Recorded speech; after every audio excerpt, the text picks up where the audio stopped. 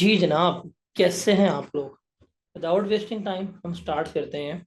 और अब हमने जिस एरिया की तरफ मूव करना है, you can say that one of the most important area जो है, आप इसे कंसीडर कर सकते हैं। हमारा कंसीडर किया, हमारा है ही ये one of the most important area जिसे हम क्या करेंगे, लेकर चल रहे हैं। अब हम चलते हैं और हम स्टार्ट करते हैं।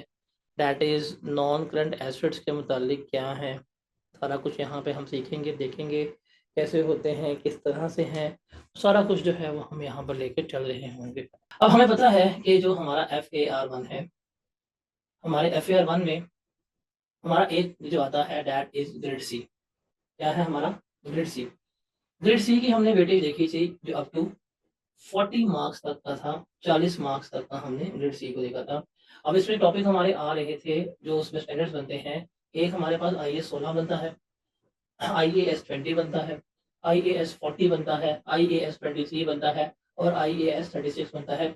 मतलब जितने भी हमारे नॉन करंट एसेट्स हैं उससे रिलेटेड जितने भी चीज़ें हैं वो हमने क्या करनी है, वो हमने यहाँ पे डिस्कस करनी है, हमने यहाँ पे लेके चलनी है और देखना है कि जी क्या है, कैसे है, किस तरह से है। वो सारा हमने क्या करना है, यहाँ पर कैलकुलेट जो है वो करना है। इंपॉर्टेंट एरिया है हमारी बेस जो है इसमें से बनेगी और हमें देखना है कि ये है किस तरह से, किस तरह नहीं है। मैं आपको बता दूं कि जो हमारी अभी स्प्रिंग 2024 की अटेम्प्ट आई है ना, स्प्रिंग 2024 की अटेम्प्ट में IAS 40 का डिस्क्लोजर नोट आया। जो आपकी अपकमिंग अटेम्प्ट है उसमें मोस्ट प्रोबेबली जो सवाल पूछा जाएगा वो IAS 16 में से ही होगा। हालांकि अभी जो आपका क्वेश्चन नंबर 4 आया था पास्ट पेपर में रिसेंटली, वो क्वेश्चन नंबर 4 IAS 16 में से ही आया था। बट एक लॉन्ग क्वेश्चन जो है वो आपको एक्सपेक्टेड है, पेपर में आपको आ रहा होगा। तो हमने यहाँ पे देखना है नॉन करंट एसेट्स के बारे में। मैं आपको बिल्कुल बेसिक से लेके चलूंगा। मेरे माइंड में यही असम्पशन होगी कि आप बिल्कुल फर्स्ट टाइम पढ़ रहे हैं, तो उसी पर्सपेक्टिव पे, उसी एफर्ट से हम क्या करेंगे, इसको लेके चलेंगे और एंड तक इसको लेके जाएंगे। तो मैं बिल्कुल आपको उस लेवल से लेके जा रहा हूँ, मैं बिल्कुल आपको उस बेस से लेके जा रहा हूँ जहाँ पे आपने कभी भी डेप्रिसिएशन नाम भी जिक्र नहीं सुना होगा तो कोई मसला नहीं है, हम डेप्रिसिएशन जो है वो कर रहे हैं। अब हमें पता है कि हमारे पास एसेट्स जो हैं वो दो तरह के होते हैं। एक हमारे पास कहलाते हैं जो जिन्हें हम कहते हैं वो हमारे करंट एसेट्स हैं, और दूसरे हैं वो हमारे क्या कहलाते हैं, नॉन करंट एसेट्स जो है वो कहला रहे होते हैं। अब करंट एसेट्स का मतलब क्या होता है, ये वो एसेट्स हैं जिनका बेनिफिट जो है वो हमारा लेस देन 1 ईयर होगा। मतलब 12 महीनों में हम इन्हें पूरा कर रहे हैं, 12 महीनों में हम इन्हें कंज्यूम कर रहे हैं। ये मेरे क्या कहलाएंगे, ये मेरे करंट एसेट्स कहलाएंगे। और नॉन करंट एसेट्स क्या होते हैं, ये वो एसेट्स हैं जिनका बेनिफिट हमें मोर देन अ ईयर मिलेगा। वो मेरे क्या कहलाएंगे, नॉन करंट एसेट्स जो है वो कहला रहे होंगे, वो कंसिडर हो रहे होंगे। अब करंट एसेट्स की बात करें, इसमें क्या कुछ आएगा, इसमें आपकी इन्वेंट्री है वो आ रही होती है IS2। इसमें आपका डेटर्स जो है वो आ रहे होते हैं, इसमें आपका कैश आ रहा होता है, इसमें आपका बैंक आ रहा होता है। तो ये आपके क्या है, ये आपके करंट एसेट्स बनते हैं। अब हमारे FA1 सिलेबस में करंट एसेट्स जो है इनकी इतनी डिटेल वगैरह नहीं है। IS2 जो है आप PRC में पढ़ के आ चुके होते हैं। बाकी इसकी एप्लीकेबिलिटी जो है वो जाके आपने CMA में करनी है, ऐसा कुछ नहीं है। बाकी डेटर्स वगैरह की थोड़ी बहुत वर्किंग जाके हमें कैश फ्लो में नीड पड़ेगी, तो वहां पे आपको पूरा कंसेप्ट जो है इसका आएगा। बाकी हमारे यहाँ पे कुछ नहीं है। अब नॉन करंट एसेट्स की बात करें तो इससे रिलेटेड पूरे के पूरे स्टैंडर्ड जो है वो हमारे सिलेबस का पार्ट है। लाइक हमने IAS 16 जो है वो पूरा करना है। अब इसका टेस्टिंग लेवल भी जो है वो T2 है, विच मींस इसमें से अप टू 20 मार्क्स तक का सवाल जो है वो पेपर में आपको एक्सपेक्टेड होगा। इसके अलावा हमारे पास IAS 40 है, इसका टेस्टिंग लेवल जो है वो हमारे पास T2 है। अभी इसका सवाल भी आया है। बाकी जो हमारे पास स्टैंडर्ड आते हैं जिसमें IAS 23, IAS 20 और IAS 36, ये इनके साथ एसोसिएटेड तो है, लेकिन इसका टेस्टिंग लेवल जो है वो 1 है। मतलब इसका जो पेपर टेस्ट होगा मैक्सिमम वो आपका 8 नंबर तक का टेस्ट हो रहा होगा। तो ये हमारे पास एरिया है, इसको हमने क्या करना है, हम लेके चलना है। और अब हम देखेंगे नॉन करंट अफेयर्स हमारे क्या होते हैं, कैसे होते हैं, उनको हम क्या करेंगे, यहाँ पर कैलकुलेट कर रहे होंगे। तो यहाँ पे कुछ बेसिक्स हैं, कुछ डेफिनेशंस जो हैं हम वहां से लेके चलेंगे। मैं उस असम्पशन में चल रहा हूँ कि अगर आपकी जिंदगी में भी कभी नहीं बढ़ाना ये, और आपके अगर अकाउंटिंग वगैरह एग्जाम भी थी तो तब भी आपको यही बेसिक नॉलेज अगर मिल जाए तो आपका IAS 16 जो है वो बड़ा बेहतर तरीके से हो सकता है। पहले हम बात करते हैं कि हमारे पास जो एसेट्स हैं हमने उनकी फिजिकल एग्जिस्टेंस के बेसिस के ऊपर, मतलब वो फिजिकली एग्जिस्ट कर रहे हैं नहीं कर रहे, उनको टच कर सकते हैं कि नहीं कर सकते, उसकी बेसिस पे हमने एसेट्स को डिवाइड किया हुआ है दो सोर्सेज पे। एक होते हैं हमारे पास जो हमारे कहलाते हैं टेंजिबल एसेट्स, और दूसरे हमारे पास होते हैं जिनको हम क्या कहते हैं, जो मेरे इनटेंजिबल एसेट्स होते हैं। क्या टेंजिबल एसेट्स कहलाते हैं और दूसरे मेरे क्या कहलाते हैं, इनटेंजिबल एसेट्स जो है कंसीडर हो रहे होते हैं। रिमेंबर, इनटेंजिबल का मतलब क्या होता है और टेंजिबल का मतलब क्या होता है, आप लोगों को इस चीज का पता है? What is the meaning of tangible और इनटेंजिबल? टेंजिबल का और इनटेंजिबल का मतलब पता है आप लोगों को क्या होता है क्या नहीं होता?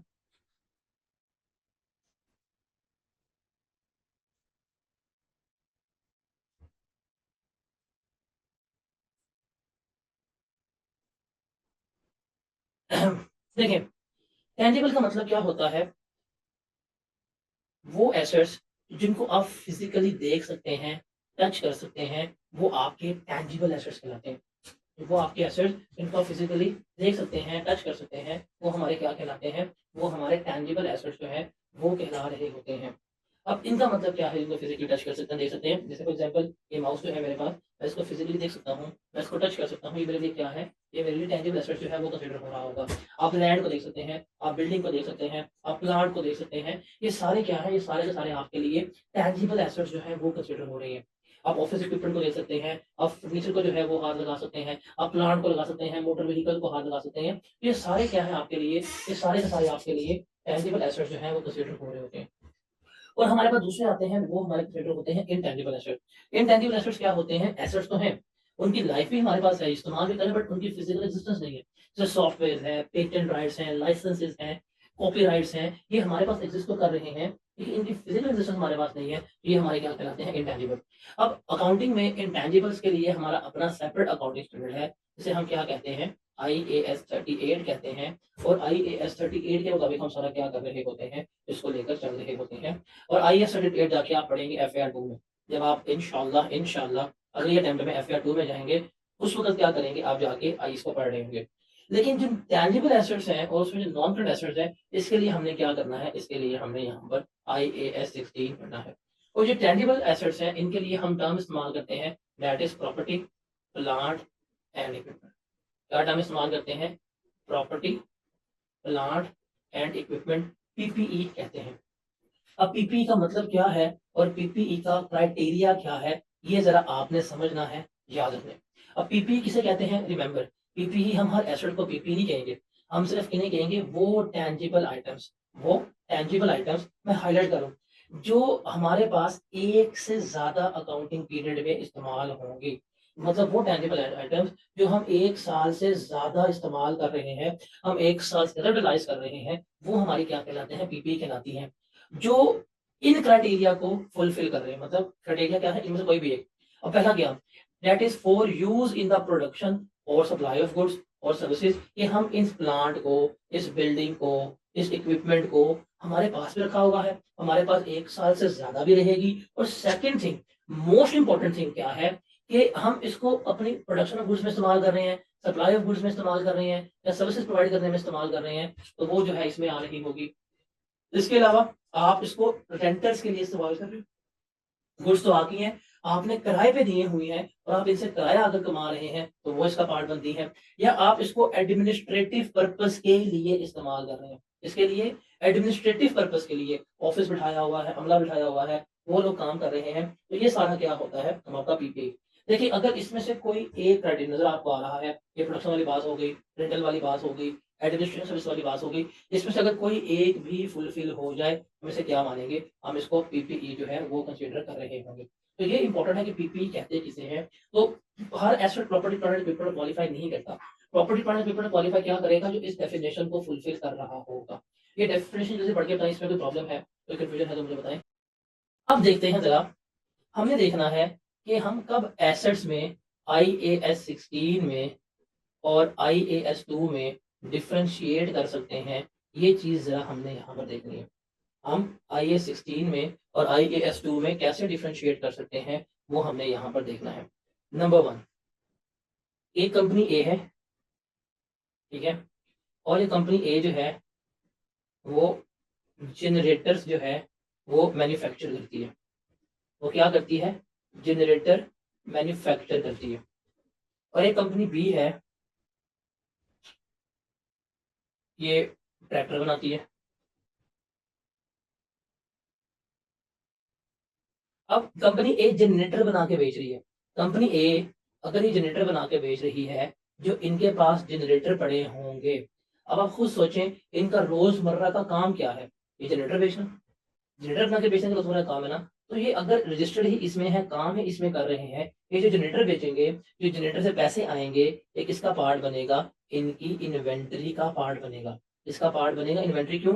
बिकॉज इनका प्रिंसिपल लाइन ऑफ बिजनेस ही यही है, इनका कारोबार ही यही है कि ये क्या करते हैं, ये जनरेटर बनाते हैं और जनरेटर बना के आगे सेल कर रहे होते हैं, आगे बेच रहे होते हैं। तो ये क्या होगा इनके लिए, ये कंसिडर हो रहा होगा, ये इन्वेंट्री है।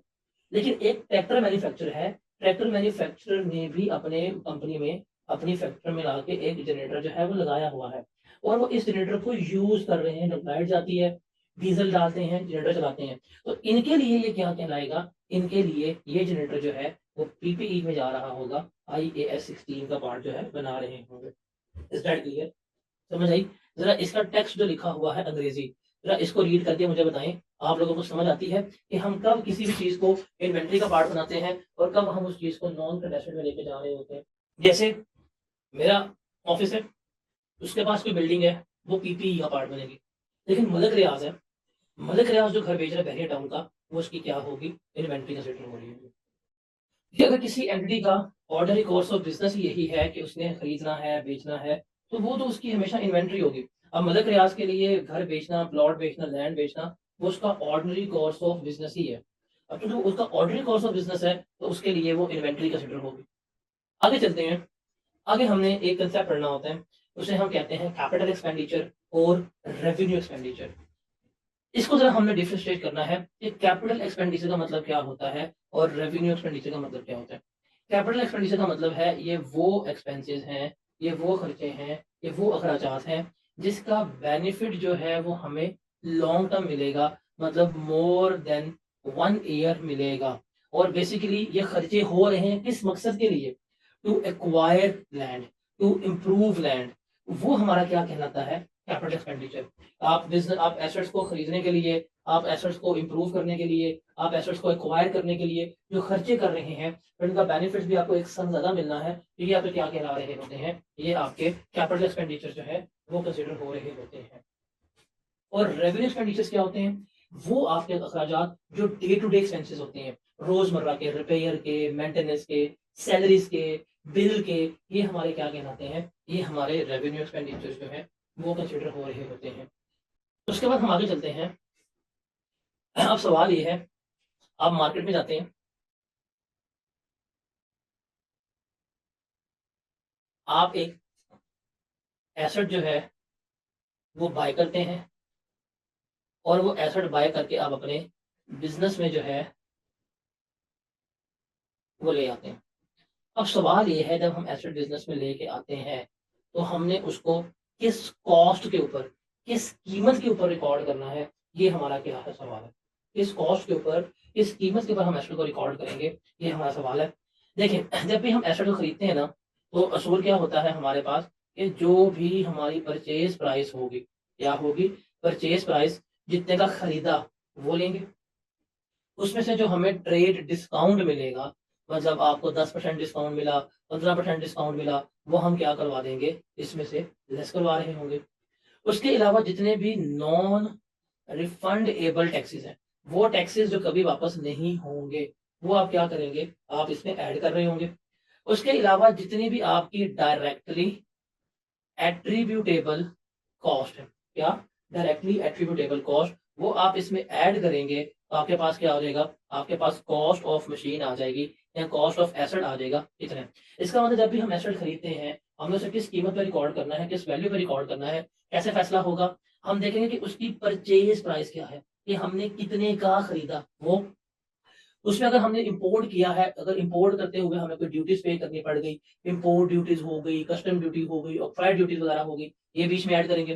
फिर जो नॉन रिफंडेबल टैक्सेस होंगे, वो टैक्सेस जो वापस नहीं हो सकते, वो ऐड करेंगे। देखिए, रिफंडेबल टैक्सेस कभी भी कॉस्ट का पार्ट नहीं बनते, लेकिन नॉन रिफंडेबल टैक्सेस जो है वो क्या होते हैं, हमेशा हमारे एसेट्स की कॉस्ट का पार्ट जो है वो बन रहे होते हैं। कौन से, हमारे हमेशा जो रिफंडेबल टैक्सेस हैं वो एसेट का कॉस्ट का पार्ट नहीं बनते, लेकिन जो नॉन रिफंडेबल टैक्सेस हैं वो क्या होते हैं, एसेट की कॉस्ट का पार्ट जो है वो बन रहे होते हैं। उसके अलावा कोई आपको ट्रेड डिस्काउंट मिलता है, रिबेट वगैरह मिल रहा होता है, तो वो भी हम क्या करते हैं, इसमें से रिड्यूस करवा रहे होते हैं। ठीक है, नंबर 1 तो हम ये इसमें लेके चलते हैं। उसके अलावा आपके पास होती है, उसे हम कहते हैं directly attributable cost. Directly attributable cost का मतलब क्या है? ये वो खर्चे हैं, ये नेसेसरी किए हैं इस एसेट को उसकी मौजूदा कंडीशन में लाने के लिए, उसको काम करवाने के लिए, उसको इंस्टॉल करने के लिए, उसको वर्किंग फॉर्म में लाने के लिए जो हमने खर्चे पे किए होते हैं, वो हमारी क्या कहलाती है? वो हमारी डायरेक्टली एट्रीब्यूटेबल कॉस्ट जो है वो कहला रही होती है। डायरेक्टली एट्रीब्यूटेबल कॉस्ट क्या होती है? ये वो कॉस्ट है जो उस एसेट को लिए लाजमी है, नेसेसरी है। अब ये कौन सी हो सकती है? अब ये कौन सी कॉस्ट होती है? देखिए, आप मुझे बताएं, आप ट्रांसपोर्टेशन कॉस्ट पे करते हैं, आप डिलीवरी कॉस्ट जो है वो जो है पे करते हैं। अगर आपने कभी एसेट परचेज ना किया होता तो क्या आपको डिलीवरी कॉस्ट या ट्रांसपोर्टेशन कॉस्ट पे करनी पड़ती? इसका मतलब वो ट्रांसपोर्टेशन कॉस्ट, वो डिलीवरी कॉस्ट क्यों पे की जा रही है? उस एसेट की वजह से। वो एसेट है तो कॉस्ट पे हो रही है, अगर वो एसेट ना होता तो वो कॉस्ट कभी भी पे ना हो रही होती। ये आपकी क्या कहलाती है? Directly attributable cost. तो ये जितनी भी डायरेक्टली एट्रीब्यूटेबल कॉस्ट होती हैं, ये हमेशा क्या होती है? एसेट की कॉस्ट का पार्ट जो है वो बन रही होती है। हमेशा ये क्या होती है? एसेट की कॉस्ट का पार्ट बन रही होती है। अब ये डायरेक्टली एट्रीब्यूटेबल कौन कौन सी हो सकती है? फॉर एग्जाम्पल, अगर आपने जहाँ पे मशीन लगानी है, जहाँ पे आपने मशीन इंस्टॉल करनी है, उसके लिए आप जगह को कंस्ट्रक्ट करते हैं, खरीदते हैं, उसको लिए आप जो वेजेस वगैरह पे करते हैं, वो डायरेक्टली एट्रीब्यूटेबल कॉस्ट है। आप एक जनरेटर लेके आ जाते हैं, अब जनरेटर लगाने के लिए जगह तैयार करनी है, मजदूर लेके आते हैं, ईंटें लगाते हैं, छत बनाते हैं, कमरा बनाते हैं, वो उस जनरेटर के लिए बना रहे हैं। वो जो उस जनरेटर के लिए बना रहे हैं, that will be your directly attributable cost consider होगी।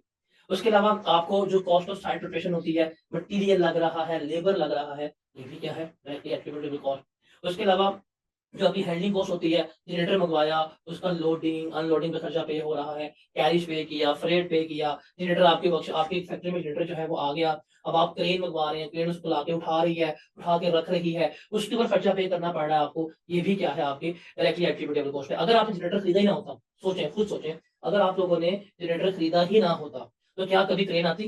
क्या वो लोडिंग करती? क्या वो अनलोडिंग करती? क्या आपको खर्चा पे करना पड़ता? Answer is no. ये इसकी वजह से करना पड़ रहा है, क्योंकि इसकी वजह से करना पड़ रहा है, इसलिए ये भी क्या कंसिडर होगी? आपकी डायरेक्टली एट्रीब्यूटेबल कॉस्ट जो है कंसीडर होगी। तो ये जितने खर्चे होंगे डायरेक्टली एट्रीब्यूटेबल, ये सारे इसका पार्ट बनेंगे, ये सारे इस एसेट की कॉस्ट का पार्ट जो है बनेंगे। ये नजर आ रहा है ये वाला आपको? ये सारे क्या बनेंगे? इस एसेट की कॉस्ट का पार्ट जो है वो बन रहे होंगे। इसके अलावा इंस्टॉलेशन पे आप करते हैं, खर्चा हो रहा है, वायरिंग हो रही है, पाइप डल रहे हैं, सारे इसका पार्ट बनेंगे। प्रोफेशनल फी पे की है, आर्किटेक्ट को फी पे कर रहे हैं, सर्वेयर को फी पे कर रहे हैं, डिजाइनिंग के लिए फी पे की है, ये सारी की सारी क्या होंगी? इसका पार्ट बन रही होंगी। Is that clear? देखिए जी, कहता है an entity purchased some heavy machinery. The invoice for the machinery showed the following items. इसमें बताइए, कॉस्ट ऑफ मशीनरी है 46 मिलियन की, बिकॉज ये रुपीज इन थाउजेंड है, you can say that 46 million. आपने मशीन बाय की है 46,000 की, कॉस्ट ऑफ डिलीवरी 900 जो है वो बीच में ऐड हो जाएगी, ये ठीक है। ये कॉस्ट ऑफ 12 मंथ वारंटी है,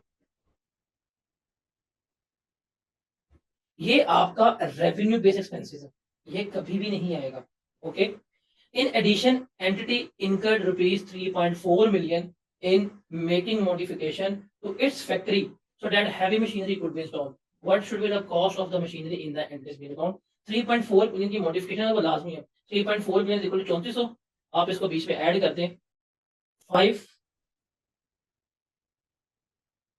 0 300, that will be the cost। देखें, this is your purchase price आनी है, डिलीवरी कॉस्ट आनी है, वारंटी कभी भी ऐड नहीं होती। देखिए, ये है कॉस्ट ऑफ 12 मंथ वारंटी। 12 महीने बाद तो वारंटी खत्म हो जानी है। जब 12 महीने बाद वारंटी खत्म होनी है तो 12 महीने बाद वारंटी खत्म हो गई, उसके बाद तो ये आपका रेवेन्यू बेस एक्सपेंस है, इसे आप कैसे कैपिटलाइज कर सकते हैं? ये कभी अभी हम पढ़ के हैं यहाँ पे कि ये क्या है? आपका रेवेन्यू बेस एक्सपेंस है, कभी कैपिटलाइज नहीं होगा, ये तो इसमें कभी भी नहीं आएगा। हाँ, ये एंटिटी ने इनकर किया 3.4 मिलियन का, ये इसमें क्या हो रहा होगा? ऐड हो रहा होगा। तो 50,300 जो है वो इसका आंसर आ रहा होगा। सवाल है जी, what amount should appear as the cost of premises in the entity statement of financial position as on 31 March 2015। आपने प्रेमिसेस की कॉस्ट बतानी है। कहता है, a business acquired new premises at a cost of rupees 400 million. एक business ने premises लिए हैं 400 मिलियन के। कितने के लिए हैं? 400 मिलियन के। प्रेमिसेस का मतलब पूरी फैक्ट्री की बात हो रही है, जिसमें प्लांट, मशीन, सारा कुछ जो है वो क्या है, बीच में शामिल है।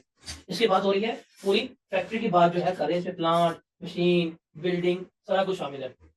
In the period to the year end of 31 March 2015, इस तारीख तक the following further cost were incurred. देखिए उसने लिया 400 मिलियन की, आप इसे कर दें रुपीज इन थाउजेंड में करेंगे तो ये आ जाएगा 4 लाख की। आप इसे लिख देंगे रुपीज इन थाउजेंड में, आ जाएगा 4 लाख की। Cost of initial adaptation of building, ये जो बिल्डिंग उसने खरीदी है, बिल्डिंग खरीदते हुए उसे जो खर्चा पे करना पड़ा वो कितना है, 12,000 का है, और ये डायरेक्टली एट्रीब्यूटेबल है, हम इसमें ऐड करेंगे। उसके बाद legal cost relating to the purchase. देखिए अगर आपने ये कभी परचेज ना किया होता तो क्या आपको ये लीगल कॉस्ट पे करनी पड़नी थी? अगर आपने ये कभी भी ना परचेज किया होता, आपको क्या लीगल कॉस्ट पे करनी पड़नी थी? नहीं। तो ये इससे रिलेट कर रही है लीगल कॉस्ट। ये 2500 जो है वो हम क्या करेंगे, हम इसमें भी ऐड करेंगे।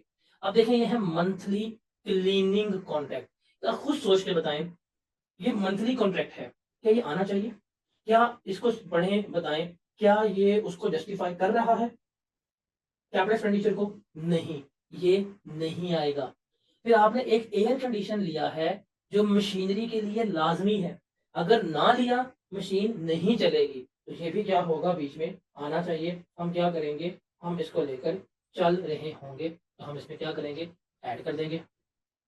फिर आपने एक मशीनरी ली है, उसकी कॉस्ट कितनी है, 12,300, हम वो भी बीच में ऐड कर देंगे। तो आप बताएं मेरी कॉस्ट ऑफ प्रेमिसेस कितनी बनेगी, 429600, ये मेरे प्रेमिसेस की कॉस्ट बनेगी।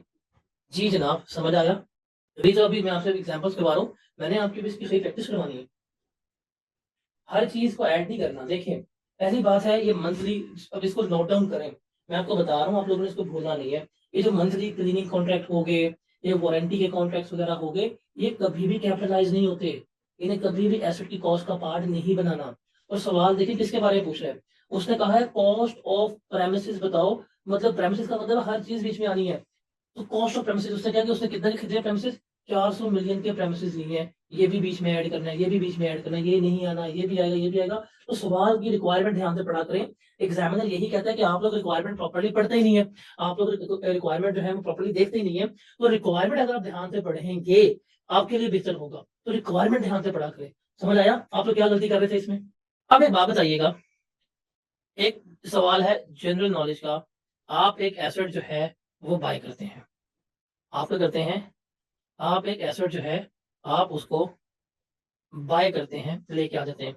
क्या ये कहीं लिखा हुआ है कि जब भी आपने एसेट को खरीद लिया तो सब्सिक्वेंटली उसके ऊपर कोई भी एक्सपेंस नहीं होगा? क्या ये कहीं पढ़ा पढ़ा आपने, ऐसा होता है?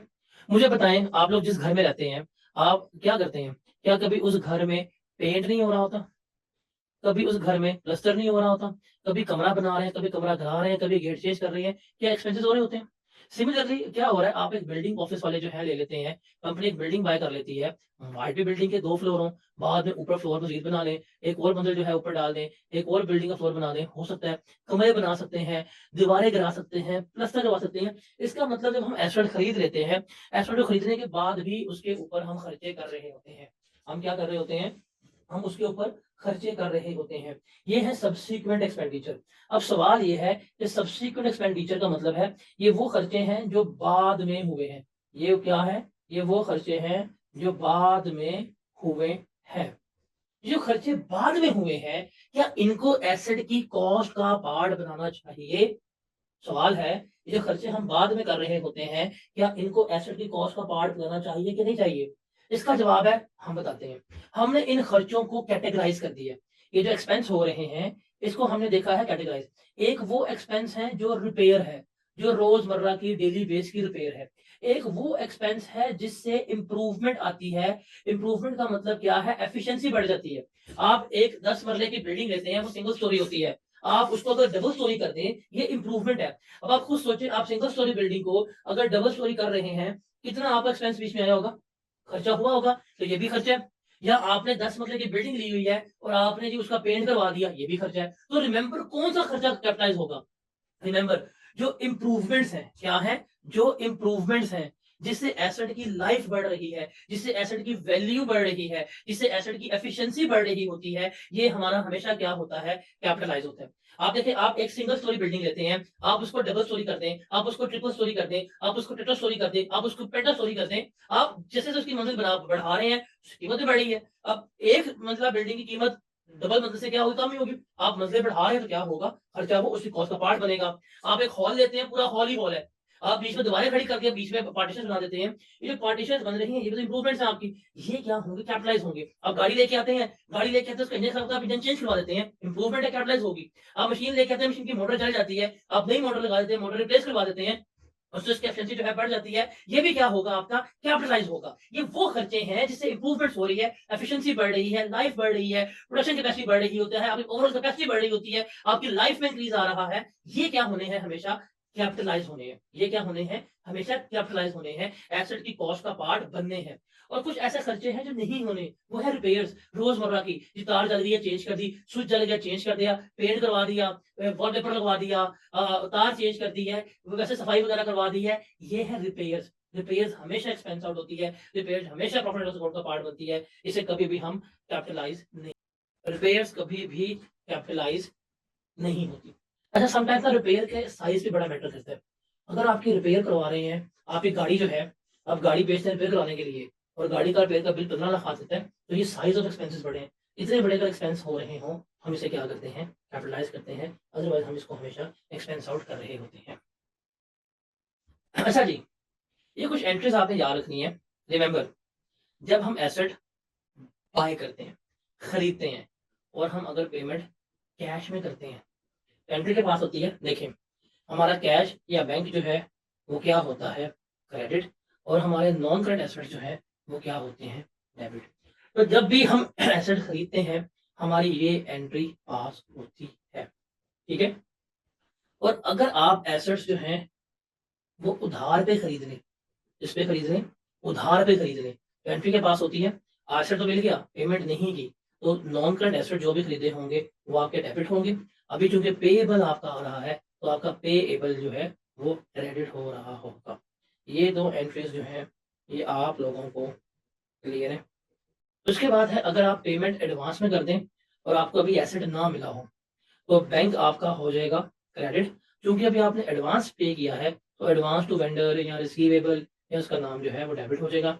और जब वो आपको एसेट डिलीवर कर दे, तब आपको एसेट वापस मिल जाए, तो एसेट अकाउंट डेबिट, और ये जो आपने वेंडर क्रेडिट किया होता है, ये वेंडर क्या हो जाएगा, आपका क्रेडिट हो रहा होगा। तो ये 4 एंट्रीज जो है बेसिकली हम मेड कर रहे होते हैं जब हम एसेट को खरीद रहे होते हैं। ये क्लियर है आपको एंट्रीज। सबसे पहले हम डेप्रिसिएशन की बात करते हैं कि डेप्रिसिएशन कहते किसे हैं। Depreciation is basically a systematic allocation. क्या है, सिस्टमैटिक एलोकेशन है। एलोकेशन का मतलब होता है डिवाइड करना। सिस्टमैटिक एक तरीकेकार है इसकी, डेप्रिशिएबल अमाउंट की। इसकी एलोकेशन है डेप्रिशिएबल अमाउंट की। किसके ऊपर एलोकेट कर रहे हैं, ओवर इट्स यूजफुल लाइफ। मतलब जो एसेट की यूजफुल लाइफ होगी उसके ऊपर उसकी डेप्रिशिएबल अमाउंट को अगर हम सिस्टमैटिकली एलोकेट कर दें, तो ये मेरी क्या कहलाती है, ये मेरी डेप्रिसिएशन जो है वो कंसीडर हो रही होती है। अब सवाल ये है कि डेप्रिशिएबल अमाउंट क्या होती है। सवाल क्या है, डेप्रिशिएबल अमाउंट। देखिए, डेप्रिशिएबल अमाउंट का लफ्ज़ी तर्जुमा क्या है, ये वो अमाउंट है जिसको हमने क्या करना है, जिसको हमने डेप्रिशिएट करना है। ये क्या है, ये वो अमाउंट है जिसको हमने डेप्रिशिएट करना है। ये मेरी क्या कहलाएगी, डेप्रिशिएबल अमाउंट। अब डेप्रिशिएबल अमाउंट को निकालने का फॉर्मूला क्या होता है, दैट इज कॉस्ट, मतलब cost of an asset minus residual value. क्या होती है, cost of an asset minus residual value जो है वो हमारी क्या होती है, रेजिडुअल डेप्रिशिएबल अमाउंट कहला रही होती है। अब मतलब क्या, देखिए, what is the meaning of residual value. इसको हम कह सकते हैं स्क्रैप वैल्यू। ये क्या है, स्क्रैप वैल्यू है। What does it mean, scrap value का, कि हम आज एस्टिमेट कर रहे हैं, क्या कर रहे हैं, हम आज अंदाजा लगा रहे हैं कि जब एसेट हमारे पास पूरी लाइफ चल जाएगा, मतलब 5 साल पुराना हो, 6 साल पुराना हो, तो वो कितने का बिक जाएगा, कितने का स्क्रैप हो जाएगा। वो क्या हो जाएगा, कितने का स्क्रैप हो जाएगा। वो हमारी क्या है, स्क्रैप वैल्यू। मतलब मैं आज बैठा हुआ देख रहा हूँ, आज बैठा हुआ जो है वो कैलकुलेट कर रहा हूँ कि 5 साल के बाद ये मशीन जो है इतने की बिकेगी, या आज के दिन में इस तरह की 5 साल पुरानी मशीन की क्या कीमत होगी, वो मेरी क्या कहला रही होती है, वो मेरी रेजिडुअल वैल्यू कहला रही होती है।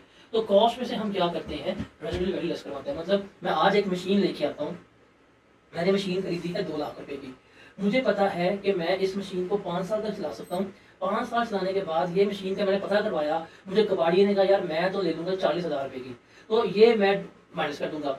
इसका मतलब मुझे आज के दिन पता लग रहा है कि जब मैं 2 लाख रुपए की मशीन लेके आऊंगा, तो इस 2 लाख की मशीन को पूरी लाइफ चलाने के बाद 40,000 तो मेरा क्या हो जाना है, रिकवर हो ही जाना है, ये मुझे मिल ही जाना है, ये मुझे वसूल हो ही जाना है। तो हम कॉस्ट में से स्क्रैप वैल्यू लेस करवाएंगे तो मेरे पास जो जवाब आएगा ये मेरी क्या कहलाएगी, डेप्रिशिएबल अमाउंट। ये वो अमाउंट है या ये उस एसेट की वैल्यू है जो मैंने क्या करनी है, डेप्रिशिएट करनी है, जिसको इस्तेमाल करूँ। अगर 5 साल है तो 5 पे डिवाइड करूंगा तो मेरे पास क्या हो जाएगी, मेरे पास डेप्रिसिएशन आ जाएगी, और वो कितनी होगी, दैट इज 160 डिवाइडेड बाई ये बनेगी हमारे पास 32,000 रुपये। इतनी बनेगी 32,000 जो है ये हर साल हमारी डेप्रिसिएशन जो है वो रिकॉर्ड होगी। यहाँ तक कोई प्रॉब्लम है? अब डेप्रिशिएबल अमाउंट क्या होती है, समझ आई? मतलब cost of an asset minus residual value, जो जवाब आएगा वो मेरी क्या कहलाएगी, वो मेरी डेप्रिशिएबल अमाउंट कंसीडर हो रही होगी। समझ आइए इस चीज की। अब यहाँ पे 2-3 चीजें जो है वो हमारे लिए बड़ी इंपॉर्टेंट है देखना। क्या? नंबर 1 हमने देखना है कि हमारे पास जो यूजफुल लाइफ है वो क्या होती है, वो देखना है। रेजिडुअल वैल्यू क्या होती है, इसका थोड़ा बहुत अंदाजा हो गया है। कॉस्ट क्या होती है वो हम देखेंगे। फिर ये सिस्टमेटिक एलोकेशन क्या मतलब है, होनी कैसे है, किस तरह से हम सिस्टमेटिकली एलोकेट कर रहे होंगे, ये क्या करेंगे हम यहाँ पर देख रहे होंगे। तो सबसे पहले बात करते हैं कॉस्ट की। देखें, कॉस्ट ऑफ एन एसेट जो है ये हमने डिटर्मिन कल की थी। जरा मुझे बताएंगे जब हम कॉस्ट मेजर करते हैं तो कॉस्ट में क्या कुछ आता है। कल हमने देखा था कि कॉस्ट में क्या कुछ आता है, हम कल पढ़ के आए थे कि जो मेरे पास परचेज प्राइस होगी वो इसमें आएगी, इसमें से जो मेरे पास ट्रेड डिस्काउंट होगा वो मैं लेस करवा दूंगा, जो नॉन रिफंडेबल टैक्सेस होंगे वो हम क्या करेंगे, ऐड करेंगे। उसके अलावा कस्टम ड्यूटीज वगैरह जो है, ऑक्ट्रॉय ड्यूटीज वगैरह जो हैं वो हम क्या करेंगे, इसके बीच में ऐड करेंगे।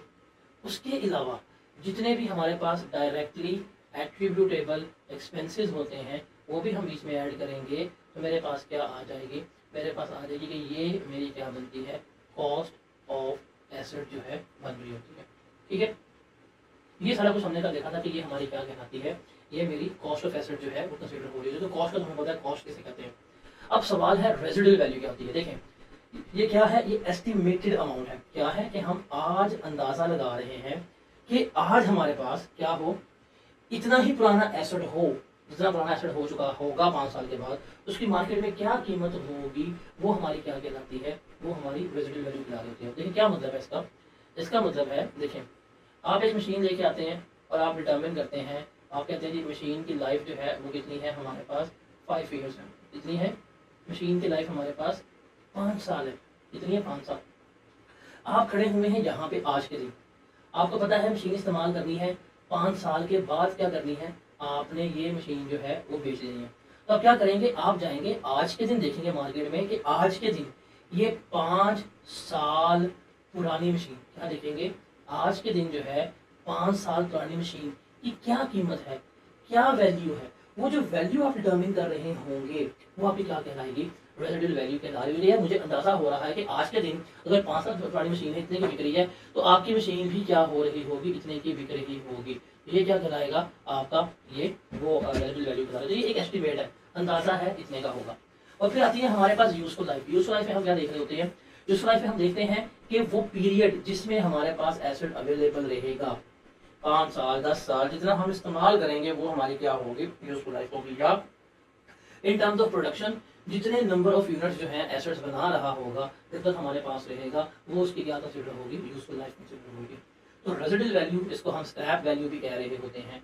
और यूजफुल लाइफ ऑफ एसेट जो है वो क्लियर हुई। देखिए एक होती है एसेट की total life, economical life, useful life. ये है हमारे लिए जो है ना रेलेवेंट, वो हमेशा यूजफुल लाइफ है। क्या रेलेवेंट है हमारे लिए, हमारे लिए हमेशा यूजफुल लाइफ जो है वो रेलेवेंट होती है। उसके बाद है हमारे पास डेप्रिसिएशन। अब डेप्रिसिएशन क्या होती है कि हम क्या कर रहे हैं, डेप्रिशिएबल अमाउंट को जब यूजफुल लाइफ पर डिवाइड करते हैं तो जो मेरे पास जवाब आता है वो मेरी क्या कहलाती है, डेप्रिसिएशन जो है वो कहला रही होती है। अब इस डेप्रिसिएशन से ही हमने क्या करना है, चीज़ें वगैरह जो है वो कैलकुलेट करनी है। ज़रा ये एग्जाम्पल पढ़ें और ज़रा मुझे बताएंगे इस एग्जाम्पल में डेप्रिशिएबल अमाउंट क्या है और यूजफुल लाइफ क्या है एसेट की। कहता जी an asset cost rupees 1 lakh, एक एसेट की कॉस्ट जो है वो 1 लाख रुपया है। कितनी है कॉस्ट, 1 लाख रुपया है, और हम उसको 10 साल तक आसानी से इस्तेमाल कर सकते हैं। ये 10 साल तक वो इस्तेमाल हो सकता है। Okay, the management of the business entity intends to use the asset for 6 year. लेकिन मैनेजमेंट क्या चाह रही है, इस एसेट को 6 साल तक इस्तेमाल करना चाह रही है। एट विच 6 साल के बाद expected residual value will be 40,000, कि वो 40,000 रुपये का बिक जाएगा। हमने बताना है कि इसकी डेप्रिशिएबल अमाउंट क्या होगी और लाइफ क्या होगी। देखिए डेप्रिशिएबल अमाउंट के लिए अभी हम पढ़ के आए हैं और वो क्या होता है, कॉस्ट माइनस रेजिडुअल वैल्यू।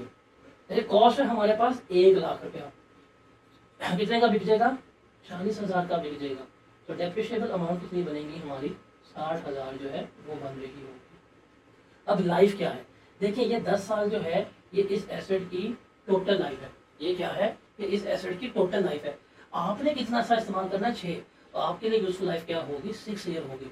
तो इस डेप्रिशिएबल अमाउंट को अगर आप डिवाइड करेंगे 6 के ऊपर, तो जो आपका जवाब आएगा ये होगी आपकी डेप्रिसिएशन फॉर द ईयर, कि 1 साल की आपकी डेप्रिसिएशन जो है वो इतनी बन रही होती है।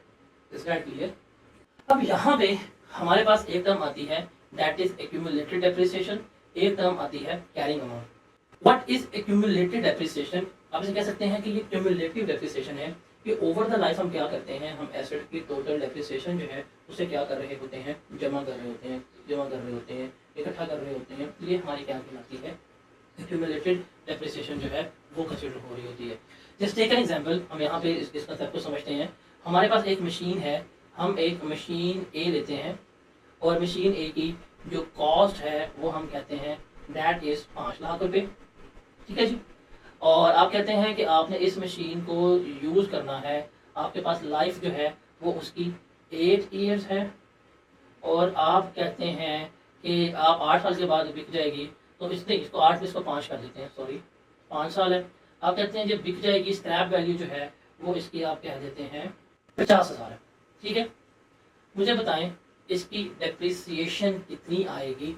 देखें फॉर्मूला होता है cost minus residual value divided by life. Cost कितनी है, 5 लाख, स्क्रैप वैल्यू कितनी है, 50,000, लाइफ कितनी है, 5 साल, तो क्या होगा आपके पास 4,50,000 डिवाइड किया 5 के ऊपर, तो जवाब क्या आ जाएगा 90,000। ये बनती है आपकी डेप्रिसिएशन। अब हम इसकी अगर 5 सालों की डेप्रिसिएशन निकालें तो देखिए ईयर 1 की डेप्रिसिएशन भी क्या आएगी, 90,000 ही आएगी। ईयर 2 की डेप्रिसिएशन भी क्या आएगी, 90,000 ही आएगी। ईयर 3 की डेप्रिसिएशन जो है वो भी क्या आएगी, हमारे पास 90,000 ही आएगी। ईयर 4 की डेप्रिसिएशन जो है वो भी कितनी आएगी, हमारे पास 90,000 ही आएगी। ईयर 5 की डेप्रिसिएशन भी हम क्या निकालेंगे, 90,000 ही आ रही होगी। मतलब हर साल की डेप्रिसिएशन जो है वो हमारी यही होती है, वो हमारी यही कंसिडर होती है। हमने क्या करना है, हमने इसको इकट्ठा करना है। अब what is accumulated depreciation, accumulated depreciation मतलब है कि हम हर साल के डेप्रिसिएशन को जमा करते जा रहे हैं। अब देखिए पहले साल ने डेप्रिसिएशन किया, पहले साल की डेप्रिसिएशन तो 90,000 ही आई थी। लेकिन जब सेकंड ईयर के एंड पे पहुंचेंगे तो सेकंड ईयर के एंड पे क्या हो रहा है, पिछले साल की डेप्रिसिएशन कितनी थी, 90,000, और इस साल की कितनी डेप्रिसिएशन आई है, 90,000। हम दोनों को जमा कर देंगे, मतलब 2 सालों की जमा करेंगे तो कितनी बन जाएगी डेप्रिसिएशन, 1,80,000 बन रही होगी। अगले साल चलेंगे तो अगले साल की कितनी डेप्रिसिएशन, 90,000। पिछले साल में कितनी बनती है दोनों की, 1,80,000। हम इस 90,000 को जमा कर देंगे 1,80,000 से, ये कितनी बनेगी हमारी, 2,70,000 बनेगी। फिर ईयर 4 कितनी बनती है, ईयर 4 की बनती है हमारे पास 90,000, और 3 सालों में कंबाइन कितनी बन रही है हमारे पास, 2,70,000 जो है वो बन रही होती है। अब इसे कंबाइन करेंगे तो कितनी बनेगी, 3,60,000 बन रही होगी। और ईयर 5 कितनी आई थी डेप्रिसिएशन फॉर द ईयर, 90,000। पिछले 4 सालों की कंबाइन कितनी बन रही होती है, 3,60,000। आप इसे कंबाइन करेंगे तो ये कितनी बन जाएगी, 4,50,000 बन रही होगी। तो रिमेंबर ये हमारी क्या कहलाती है, एक्यूमुलेटेड डेप्रिसिएशन। ये हम क्या कर रहे हैं, हम उसकी डेप्रिसिएशन को क्या कर रहे हैं, हम उसकी लाइफ के ऊपर जो डेप्रिसिएशन थी उसे क्या कर रहे होते हैं, हम उसको सम कर रहे होते हैं, हम उसको जमा कर रहे होते हैं। क्या कर रहे होते हैं, हम उसको जमा कर रहे होते हैं। तो जो जमा करके आती है वो हमारी क्या कहलाती है, एक्यूमुलेटेड डेप्रिसिएशन कहलाती है। एक चीज याद रखिएगा कि eight the end of life हमारी जो है ये कितनी होनी चाहिए उसको देख लेते हैं। अच्छा, ये हमारी क्या है, ये हमारी एक्यूमुलेटेड डेप्रिसिएशन जो है ये कहलाती है।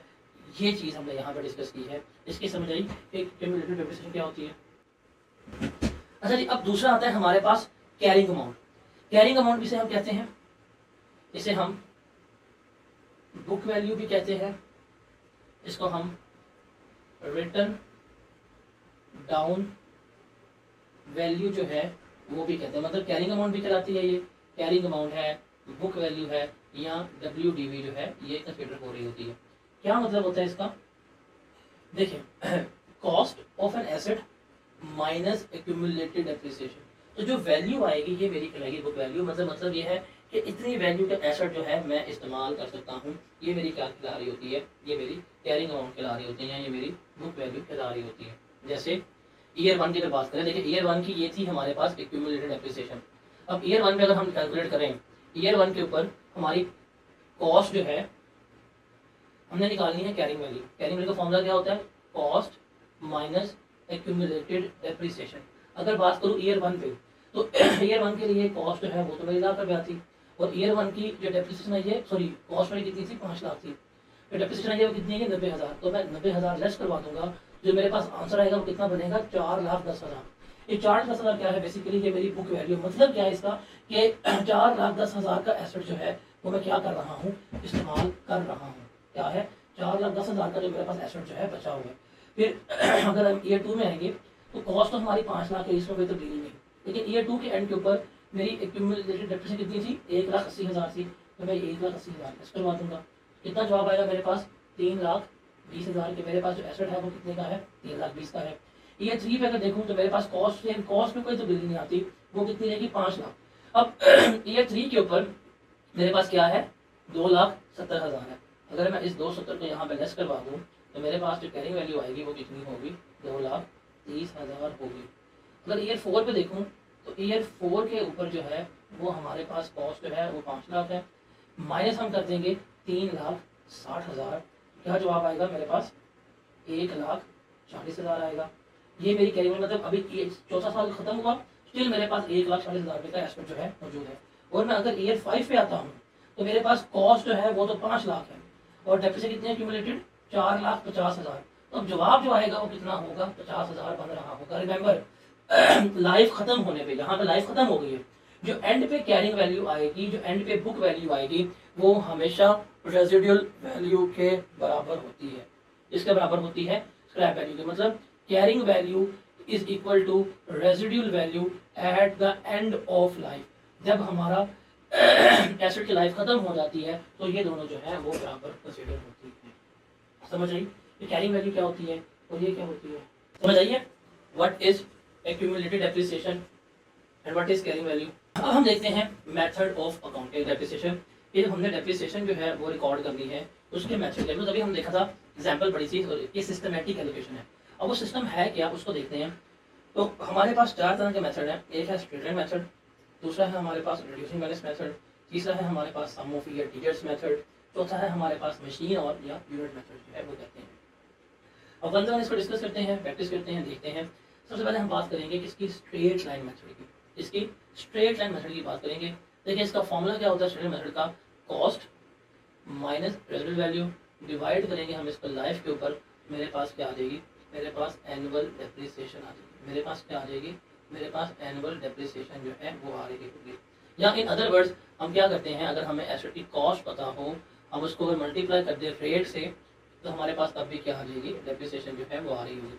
अगर हमें रेट ना पता हो तो हम क्या कर सकते हैं, रेट जो है फाइंड आउट कर सकते हैं। रेट निकालने का फॉर्मूला क्या होगा, 1 divided by life multiply by 100 जो है हम करेंगे तो मेरे पास क्या आ जाएगा, रेट आ रहा होगा। जैसे अगर किसी एसेट की लाइफ जो है 5 साल है तो हम रेट निकालना क्या करेंगे, 1 डिवाइडेड बाई 5 मल्टीप्लाई बाई 100 करेंगे तो मेरे पास रेट आ जाएगा, कितना होगा, 20% रेट कंसीडर होगा।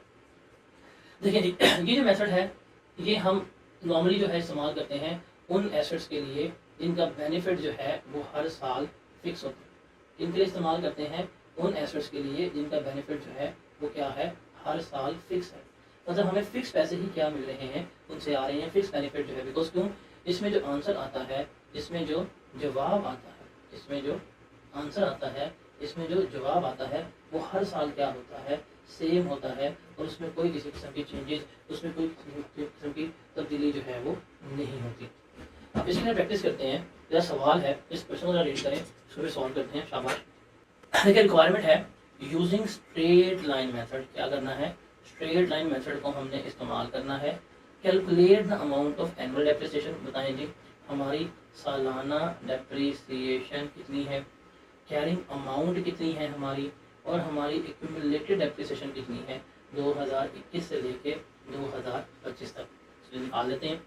प्लांट हमने बॉट किया 1 लाख रुपए का, लाइफ जो है उसकी 5 साल है, स्क्रैप वैल्यू जो है वो उसकी 10,000 है, ईयर एंड होगा उसका 31 दिसंबर को। अब देखिए हमारे पास मेथड जो है वो तो है स्ट्रेट लाइन मेथड। अब इसके मुताबिक डेप्रिसिएशन निकालनी है तो फॉर्मूला क्या होगा, cost minus scrap value, divide करेंगे हम इसको लाइफ के ऊपर। मेरे पास डालेंगे डेप्रिसिएशन, कॉस्ट है मेरे पास वो है 1 लाख रुपया, स्क्रैप वैल्यू जो है वो मेरे पास कितनी है 10,000 रुपये की है, लाइफ जो है वो मेरे पास 5 साल की है। कितनी डेप्रिसिएशन आएगी इस तरह बताएं, कितनी डेप्रिसिएशन आएगी 18,000। 18,000 जो है वो क्या होगी, इसकी डेप्रिसिएशन होगी। अब हर साल जो मेथड स्ट्रेट लाइन है, हर साल की डेप्रिसिएशन जो है वो हमारी क्या रहेगी, सेम रहेगी। इसमें कोई तब्दीली नहीं आएगी, कोई किसी किस्म की इसमें तब्दीली जो है वो नहीं आएगी। मतलब उसने 21 से लेकर 25 तक कहा है तो 2021 की डेप्रिसिएशन भी हमारे पास 18,000 आएगी, 2022 की डेप्रिसिएशन भी हमारे पास 18,000 ही आएगी, 2023 की डेप्रिसिएशन भी हमारे पास 18,000 आएगी, और 2024 की डेप्रिसिएशन भी हमारे पास कितनी आएगी 18,000 ही आएगी। और इवन जो 2025 होगा, 2025 की डेप्रिसिएशन भी जो है वो मेरे पास कितनी आएगी, वो मेरे पास 18,000 ही आएगी। तो स्ट्रेट लाइन है, स्ट्रेट लाइन में कभी भी कोई भी किसी किस्म के चेंजेस जो है वो नहीं आ रही है। तो एनुअल डेप्रिसिएशन कितनी होगी वो मैंने यहाँ पे क्या कर ली, कैलकुलेट कर ली। अगर हम एक्यूमुलेटेड डेप्रिसिएशन कैलकुलेट करना चाहें तो हमने सिंपल जमा करना है।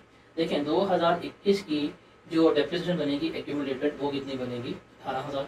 2022 की कितनी बन जाएगी, देखिए 21 की भी 18, 22 की भी 18, इनको जमा कर दें कितनी बन जाएगी ये एक्यूमुलेटेड 36,000 बन जाएगी। फिर 2023 की अगर हम एक्यूमुलेटेड डेप्रिसिएशन जो है वो फाइंड आउट करें, तीनों को जमा कर लें 18, 18, 36 और 18 कितना बनेगा 54,000। 54,000 जो है वो क्या आ जाएगी, इसकी डेप्रिसिएशन आ जाएगी। फिर 2024 मतलब 4 सालों की अगर आप कंबाइन कर लेंगे तो ये कितनी आ जाएगी आपके पास 72,000। और आप अगर 5 सालों की कंबाइन कर देंगे तो ये कितनी आ जाएगी आपके पास 90,000 जो है वो आ रही होगी। ठीक है, अब ये भी हमारी होगी। अब कैरिंग अमाउंट रह गई है तो हम कैरिंग अमाउंट भी निकाल लेते हैं। यहाँ पे हमारे पास आ रही थी कैरिंग वैल्यू। फॉर्मूला क्या होता है हमारे पास, अमाउंट मतलब कॉस्ट माइनस एक्यूमुलेटेड डेप्रिसिएशन। देखें ईयर 1 के लिए अगर हम निकालें मतलब 2021 के लिए तो कॉस्ट है मेरे पास 1 लाख रुपया और स्क्रैप वैल्यू है 18,000 रुपया।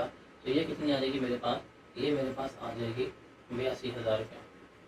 फिर हमारे पास ईयर 2 जो है उसको अगर हम देखें 1 लाख रुपया है, 1 लाख में से अगर मैं 36,000 जो है वो लेस करवा दूँ तो कितनी बनेगी इसकी कैरिंग वैल्यू 64,000 जो है वो बन रही होगी। फिर मैं अगर ईयर 3 की बात करूँ, 1 लाख रुपया है, 1 लाख रुपये में से हमने 54,000 जो है वो लेस करवाना है, कितना बनेगा ये 46,000 बन रहा होगा। फिर ईयर 4 की बात करें तो 1 लाख में से हमने 72,000 जो है वो लेस करवाया तो कितनी कैरिंग वैल्यू आ गई है 28,000। और ईयर 5 में अगर हम लेस करें 1 लाख था, 1 लाख में से अगर हम 90,000 जो है वो लेस करवा दें कितनी कैरिंग वैल्यू आएगी 10,000। तो ईयर एंड के ऊपर कैरिंग वैल्यू है, ये 10,000 आई है, ये ईयर एंड की कैरिंग वैल्यू है which is equal to the residual value. जो 10,000 थी ये क्या है उसके बराबर। तो ये चीज़ जो है हमने इसको इस तरह से कैलकुलेट करना होता है। क्योंकि समझ आइए, मुझे इसका जवाब बताएं क्या आता है। रेट कैलकुलेट करना है देखिए रेट का फॉर्मूला होता है 1 divided by life multiply by 100। यहाँ पे लाइफ कितनी है 5 साल, तो 1 डिवाइडेड बाय 5 मल्टीप्लाई बाय 100 करने क्या रेट आता है 20%। फिर ये रीड करें, बताएं क्या जवाब होगा इसका। देखें जी, कहता है जी what will be the charge for depreciation in the year of acquisition. जब हमने खरीदा था तो कितनी डेप्रिसिएशन हम चार्ज करेंगे। If a proportion of full year depreciation is charge according to the period for which the asset has been held. मतलब जितना अरसे के लिए एसेट खरीदा उतनी ही हमने निकाल दी है, मतलब टाइम प्रोपोर्शनलिज्म है। The financial year of an entity is 1 January to 31 December. 1 जनवरी से लेके 31 दिसंबर क्या है, एक एंटिटी का फाइनेंशियल ईयर है। उसने एक एसेट लिया है 1 मई को। अब देखिए ध्यान से देखिएगा, आपका फाइनेंशियल ईयर शुरू हो रहा है कब 1 जनवरी को, खत्म हो रहा है 31 दिसंबर को। आप एसेट ले रहे हैं यहाँ पे यकम मई को, और वो आपका एसेट यहाँ से लेके यहाँ तक इस्तेमाल होने, ठीक है। आपने ये एसेट कितने का लिया है 60,000 का लिया है, उसकी लाइफ कितनी है 5 साल है, स्क्रैप रेट तो कोई भी नहीं है, वो स्ट्रेट लाइन से हमने करना है। अब आप देखें खुद सोचें, अगर मैं 60 को 5 पे डिवाइड करूंगा तो मेरे पास डेप्रिसिएशन आएगी वो पूरे साल की आएगी। इसकी आएगी पूरे साल की। क्या मेरे पास ये वाला एसेट इस पूरे साल अवेलेबल था, बताइए जरा, क्या मेरे पास ये वाला एसेट इस पूरे साल अवेलेबल था, यही था ना, इतना अवेलेबल था, यहाँ से लेके यहाँ तक था, तो इतने ही महीने की हम कैलकुलेट करेंगे। क्या करेंगे, इसको नंबर ऑफ मंथ से मल्टीप्लाई करेंगे। अब है मई, जून, जुलाई, अगस्त, सितंबर, अक्टूबर, नवंबर, दिसंबर, कितने बनते हैं 8, इसको मल्टीप्लाई करेंगे 12 से, तो बताएं जी क्या जवाब आएगा 8,000। तो ये बनेगी हमारी डेप्रिसिएशन, ये क्या बनेगी डेप्रिसिएशन बन रही होगी। जी जनाब, ये क्लियर।